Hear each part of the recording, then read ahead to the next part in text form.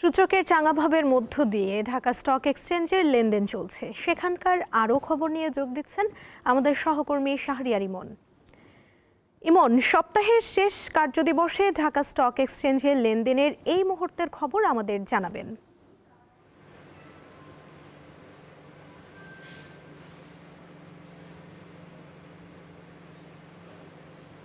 হ্যাঁ সুমনা, আজ দেশের প্রধান পুঁজিবাজার ঢাকা স্টক এক্সচেঞ্জের সপ্তাহের শেষ কার্যদিবসের লেনদেন চলছে। আমরা যদি লেনদেনের দিকে একটু লক্ষ্য করি তাহলে আমরা দেখব যে আজকে খানিকটা চাঙ্গাভাবের মধ্যে দিয়ে লেনদেন চলছে দেশের প্রধান পুঁজিবাজার ঢাকা স্টক এক্সচেঞ্জে। আমরা এখন পর্যন্ত দেখছি সূচক প্রায় 3 ঘন্টা পর, লেনদেনের 3 ঘন্টা পর 29 পয়েন্ট বেড়ে মোট সূচক অবস্থান করছে 5122 পয়েন্টে। এছাড়া যদি আমরা লেনদেন হওয়া শেয়ারগুলোর ক্ষেত্রে দেখি, আমরা দেখছি যে লেনদেন হওয়া মোট শেয়ারের ভিতরে আপনার 250টি শেয়ারের দাম বেড়েছে, আর দাম কমার তালিকায় রয়েছে 66টি কোম্পানি। এছাড়া দামের কোনো তারতম্য ঘটেনি 74টি কোম্পানি শেয়ারের ক্ষেত্রে। আর যদি আমরা লেনদেন ভলিউম যেটি, সেটির দিকে যদি তাকাই, আমরা দেখব যে আজ আপনার প্রথম 3 ঘন্টায় লেনদেন হয়েছে প্রায় 256 কোটি টাকা ঢাকার পুঁজিবাজারে। তো এই হলো বাজারের মোটামুটি অবস্থা। আর সুমনা আমাদের সাথে এই মুহূর্তে রয়েছেন মিডওয়ে সিকিউরিটিজের ব্যবস্থাপনা পরিচালক, তার কাছ থেকে আমরা বাজারের বিস্তারিত একবার জেনে আসবো। জনাব আশিকুর রহমান, আপনাকে স্বাগত জানাচ্ছি দীপ্ত টিভির এই বিজনেস আয়োজনে। আপনার কাছে আমরা যেটি জানতে চাই সেটি হচ্ছে যে বাজারে যে আমরা একটি দেখছি যে বেশ অনেক কদিন আপনার একটি নেতিবাচক ধারার পর আবার কিছুটা চাঙ্গা ভাব ফিরে আসছে, তো বাজারের এই অবস্থাটির মূল কারণ কীভাবে আপনারা দেখছেন? গত 2 সপ্তাহ থেকে 1 মাসের মধ্যে কিন্তু বাজার একটা র্যালির পর থেকে একটা কারেকশনের দিকে যাচ্ছে। বাট মেইনলি এইটার কারেকশনের মেইন পারপাসটা হলো যে এর আগে যে শর্ট একটা র্যালি হয়েছে সেটা হয়েছে কিন্তু আপনার লো কোয়ালিটি স্টকস দিয়ে। সো অনেক স্টকস আছে যেটা দেখবেন যে টার্নওভার অনেকটুকু বেশি হয়েছে, সেখান থেকে আপনার প্রাইস বেড়ে গেছে অলমোস্ট 40, 60, 70, 80%।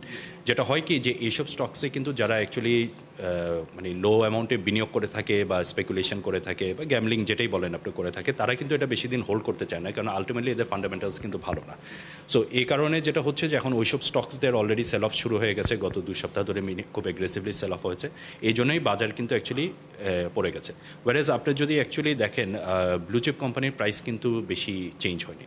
সো বাজারের মেইন টাকাটা গত 2 মাস ধরে কিন্তু ঢুকে গেছে ওইসব লো কোয়ালিটি স্টকসে, অ্যান্ড ওই টাকাটা যখন এক্সিট হয়েছে কিছু ভ্যালু ডিস্ট্রাকশন হয়েছে, এই জন্য বাজার পড়ে গেছে।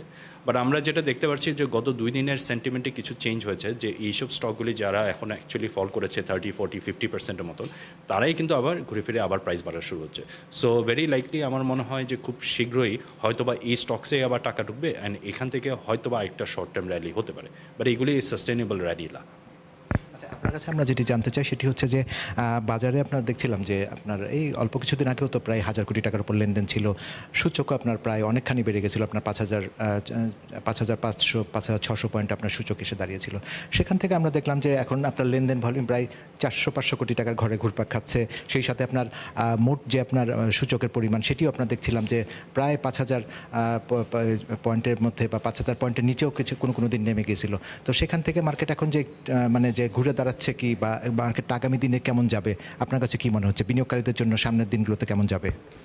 সো জুন জুলাইয়ের যে র্যালিটা ছিল, আর যে আপনি যেটা বলেছেন যে বাজারে 1000-এর উপরে অলমোস্ট 1500 কোটি টাকার যে টার্নওভারটি ছিল, পয়েন্টস যে অলমোস্ট 1000 পয়েন্টস যে বেড়েছে, এটা কেন বেড়েছে?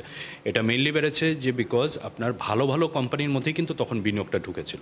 তখন দেখবেন যখন টপ 10 টার্নওভারে ছিল ম্যাক্সিমাম কিন্তু ব্লু চিপ কোম্পানিগুলি ছিল। বাট যেটা হয়েছে যে ওইটার ভ্যালুয়েশন হওয়ার পর থেকে এরপরে যে কোম্পানিগুলি অ্যাকচুয়ালি বেড়েছে, দে are not very well fundamental, ভালো কোনো কোম্পানি না। সো ফান্ডটা কিন্তু ডাইভার্ট হয়ে ওইসব কোম্পানিতে চলে গেছে। ওই জন্যই কিন্তু অ্যাকচুয়ালি টার্নওভারটাও কম, কারণ মেজরিটি যারা বিনিয়োগকারী তারা তো আর এইসব স্টকসে ইনক্লুড করে না, আর তাদের অ্যামাউন্টও কিন্তু খুবই ছোটো। সো ওই জন্য 1000-1500 কোটি টাকার মতন যে টার্নওভারের যে ফান্ড দরকার ছিল, these are already invested in blue chip companies.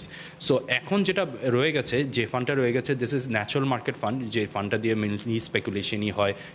ধরে নেন আজকে কিনেই T+2-তে সেল অফটা হয়, এই ফান্ডটাই ঘুরে ফিরে মার্কেটে 400, 450, 500 কোটি টাকার একটা ফান্ড। এটাই কিন্তু রোল ওভারটা হচ্ছে। আপনার কাছে আপনার কাছে সবশেষ যেটা জানতে চাইবো যে পুরো সপ্তাহটাকে আপনি কিভাবে দেখছেন এবং বিনিয়োগকারীদের জন্য যে একটি ইতিবাচক ধারা আগামীতে কিভাবে বাজারের উন্নয়নে কি পরামর্শ আছে আপনার?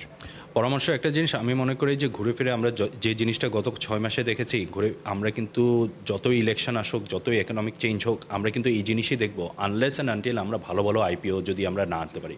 অলমোস্ট 1.5 বছর হয়ে গেছে যে ঢাকা স্টক এক্সচেঞ্জের মতন একটা ইনস্টিটিউশনে কোনো আইপিও কিন্তু আসেনি। বাজারের সবচেয়ে প্রাইমারি ফাংশনই হলো, যেটাকে প্রাইমারি মার্কেট বলে, সেটা হলো যে আপনাকে ক্যাপিটাল রেজ করা, মিনস ভালো আইপিও আনা। যদি 1.5 বছর ধরে যদি ভালো আইপিও যদি না নেন, তার মানে কিন্তু আমরা প্রাইমারি মার্কেটই কিন্তু ফেলিয়ার। সো আমরা যদি প্রাইমারি মার্কেটে ফেলিয়ার থাকি, আপনার এটার ইম্প্যাক্ট কিন্তু সেকেন্ডারি মার্কেটে আসবে।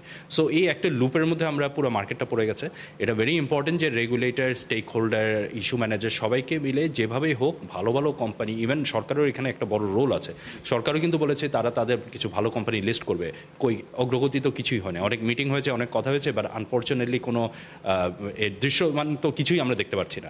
সো এখানে ইন্ডাস্ট্রি যদি খুব ফোর্সফুলি যদি কোনো ভালো আইপিও যদি লিস্ট না করে, আমরা কিন্তু সবসময় এই একই সাইকেলের মধ্যেই থাকবো। আপনাকে অসংখ্য ধন্যবাদ।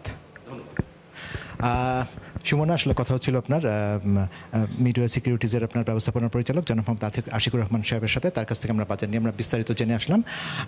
আমরা এখন পর্যন্ত দেখছি যে আসলে আপনার প্রায় লেনদেন হয়েছে 256 কোটি টাকা প্রথম 3 ঘন্টায়, আরও 1.5 ঘন্টার লেনদেন বাকি আছে এবং 1.5 ঘন্টা পরে আমরা দেখব যে আজ আপনার দিন শেষে লেনদেন কত হলো বা কী পরিমাণ দাঁড়ালো এবং ডিএসসির প্রধান সূচক ডিএসইএক্স সূচক আপনার কততে এসে দাঁড়ালো।